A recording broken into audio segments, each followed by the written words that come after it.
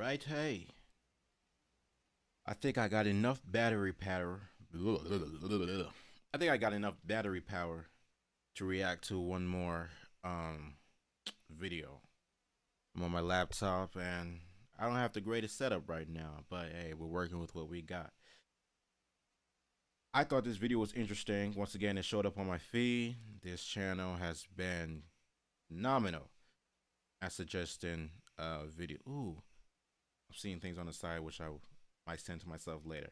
But anyways, reacting to the video, of course, if you can't tell by, let me just make it full screen by the man in the video. But Jordan Peterson with Denise McKenna, I believe is how it's pronounced. But the entities that exist within psychedelics. We've covered, I think, psychedelics. I think it was the second video, or the second or third video, second or third reaction. Jeez Louise, that I uploaded. But yeah, no, I don't think there's really much to say. Let's get started on the video. Let's see what Carl Jung. He's saying Carl in the beginning. Carl Jung spent years talking to entities of his imagination, documenting that in books like the Red Book. He made that a visionary practice and had illuminating conversations with specters of his own imagination. But of course, he also believed that there was a collective element to those. And so you might say that, well, to the degree, for example, that we're each inhabited by dark impulses, we might say, well, we're each prey to the same demonic forces. That's one way of thinking about it. And they're the same, and they're transpersonal, and they exist to some degree cross-culturally, and they span time. And so these creatures of imagination can have histories and can inhabit us in some real sense, and they can do that collectively. And then, so that complicates things tremendously.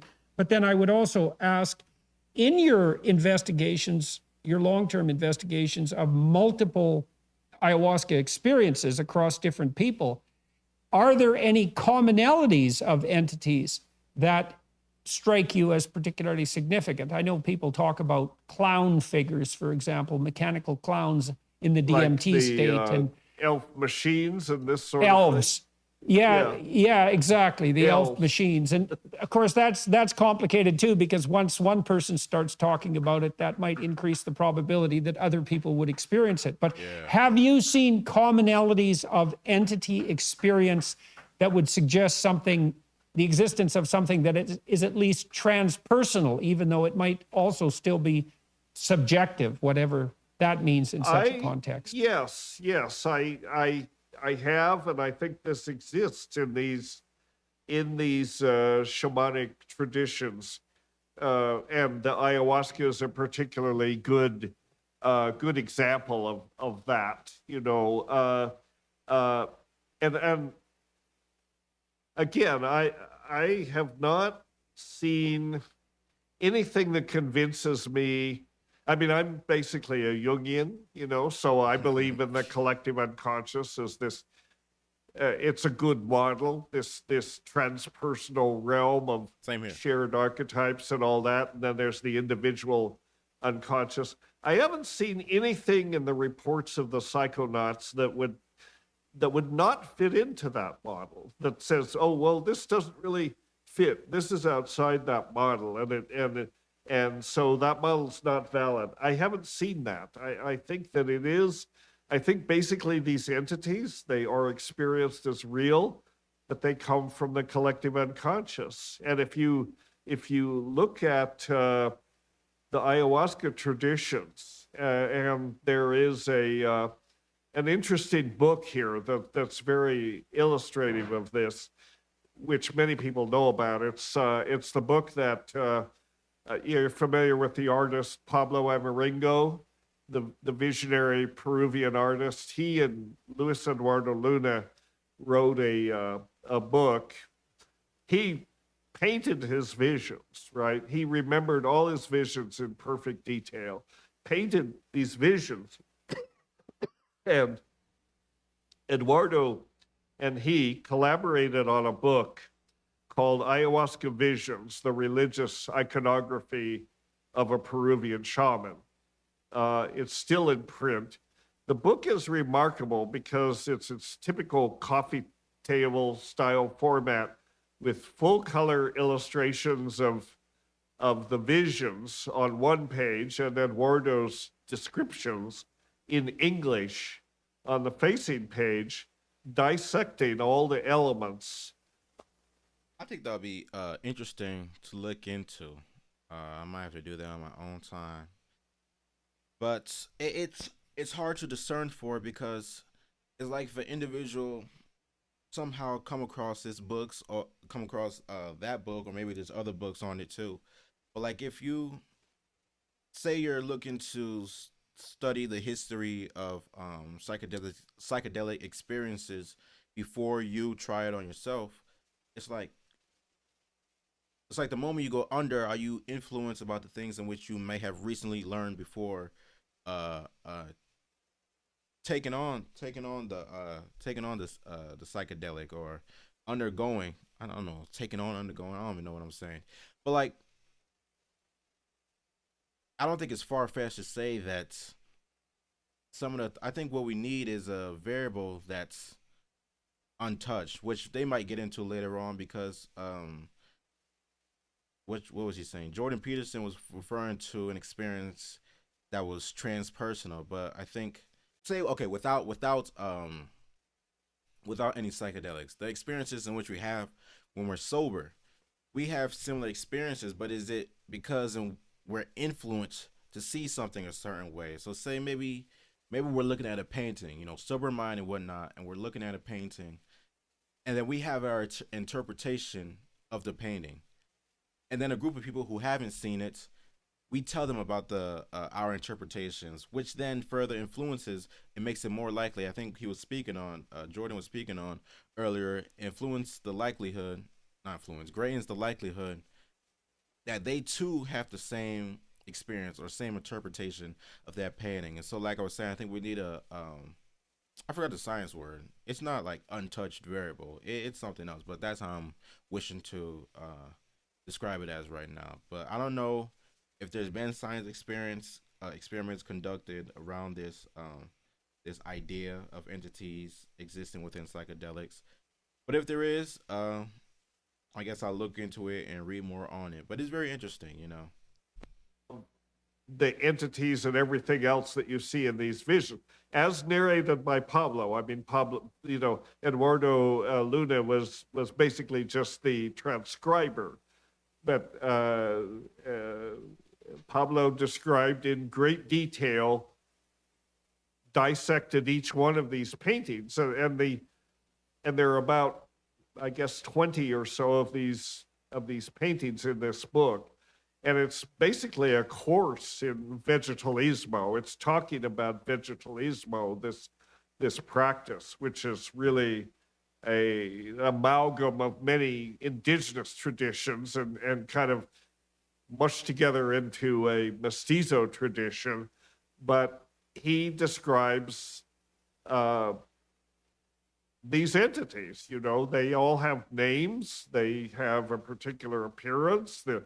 And you know, the plants, the animals, even, you know, there are UFOs. There are all kinds of things in these visions.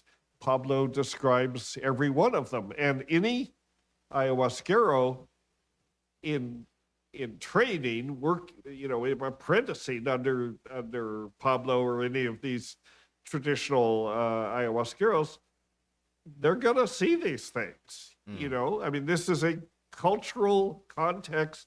They're going to see these things, and what they see is going to be similar, you know. So it's sort of like Terence's, you know, self-transforming elf machines. I mean, Terence says that, you know, he has a huge voice in the meme sphere. Pretty soon, everybody's seeing self-transforming elf machines. So You know, I think also another idea to consider is like whether these entities, I'm not sure you'll be able to prove it or not, but the idea to consider is like whether these entities are attached to the individual and the idea of this collective consciousness, or they are attached, or are they attached to the plant itself? You know, if you're undergoing the psychedelic experience of which ayahuasca brings about, everything what you're seeing, is it because of the plants, or is it because of you being a human being and you being part of this collective consciousness? So you know, I think it's trying to understand which one pulls more weight, which one is affecting the experience the most. Is it a consciousness or is it a plant? You know, I think that's something to ask your,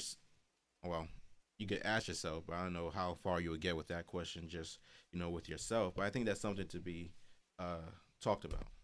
People, that's what people see.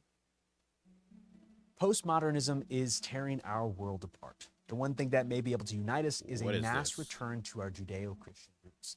At the end, What? You can't just throw that in the middle of the video. That's crazy. That's crazy. What was that?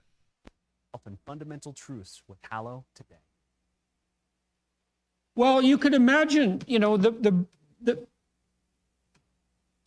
brain is obviously an organ that can produce personalities, because it produces our personalities. And it seems to me that it's highly probable that the way that we organize information is in the form of personality. So, I mean, and I certainly got a fair bit of this from thinking about Jung's work. I mean, if you're inhabited by a rage state, which I think is a good way of thinking about it, you might think, well, what form does the anger take? Exactly. And the answer is, well, it has a personality. You might act like enraged people that you've seen in movies. You might act like enraged people that you've seen in your life. The rage has a goal, which is the crushing of the opponent, let's say, and it has perceptions and it has action patterns. It's a personality. And you could conceptualize the rage spirit as Ares, the god of war, and that would be a perfectly reasonable way of looking at it. And it could be that all of our micro perceptions and all of our macro perceptions, for that matter, have the intrinsic form of personality, and that's partly what we encounter when we dream. And so I was thinking too, you know, that as the gods, if the gods are aggregates of micro personalities, that might be one way of thinking about it. They're micro personalities that are aggregated within societies across time and then can be apprehended collectively to some degree. As you move towards a monotheistic vision of the world, Right. what you're moving toward is the ultimate aggregation of all these socially modified micro-personalities into one conceptual scheme. And that would parallel that hierarchy that of cognition and conception that, well, we already discussed that people like Friston are working on. And so it isn't that surprising, I suppose, if you think about it that way, if the brain is a personality-producing machine, so to speak, that there are certain states that you can encounter under the influence of chemical alteration where you encounter those personalities, even those that have some degree of autonomy. I mean, rage has some degree of autonomy, and so does lust, and so does thirst, and so does hunger. They're not exactly you. They're forces or personalities, which is a more accurate way of thinking about it, that you can fall prey to. Mm-hmm. And so why can't that occur in a more complex manner? Well, I think it can. I mean, this totally fits within the Jungian model, you know, that within the collective unconscious there are these I forget the exact term that he used, but these complexes, almost like autonomous personalities, you know, and multiple personality disorder is a recognized thing. And I guess in some ways, all of us have it in a certain sense, in that we have, you know, we do have these multiple personalities, but they, like rage, lust, and so on, Sure. but they don't take over the controls. You know, most of the time they're suppressed to a certain degree, but they're always there, and they're influencing whoever it is in the cabin, at the bridge that's running the thing. And in Yeah. pathology, they can take over, you know, and then Yeah. you've got a problem. Well, they do with Tourette's syndrome. There They you- do with Tourette's.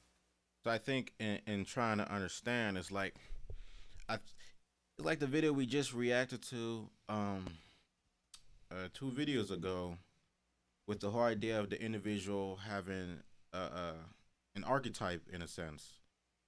Well, in this same sense, but it's like, yeah, we have this ability to choose these different ways of life. We have these different personalities which we can uh I don't want to say mimic, but we can accept as our own. But I think truly, as an individual, there's something at the core of our existence, of each individual existence, which has this. I don't want to.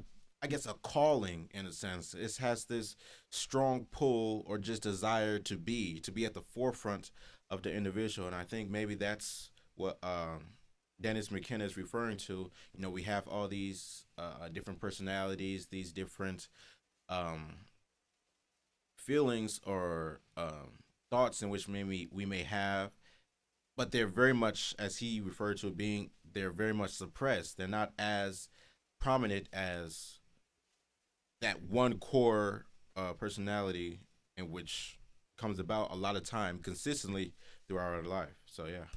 They do with obsessive compulsive disorder. Exactly. And and That's you true. you can think about the relationship between these motivational states like rage or anxiety, let's say, that are transpersonal in that everyone experiences them. We know that with the psychedelic experience, that set is very important, and that if someone is in a negative emotional state or situation that elicits fear and, let's say, rage, and then they embark upon a psychedelic experience, Right. that particular state can be magnified beyond belief. And so that's a good way to have a hellish experience. And so, Right.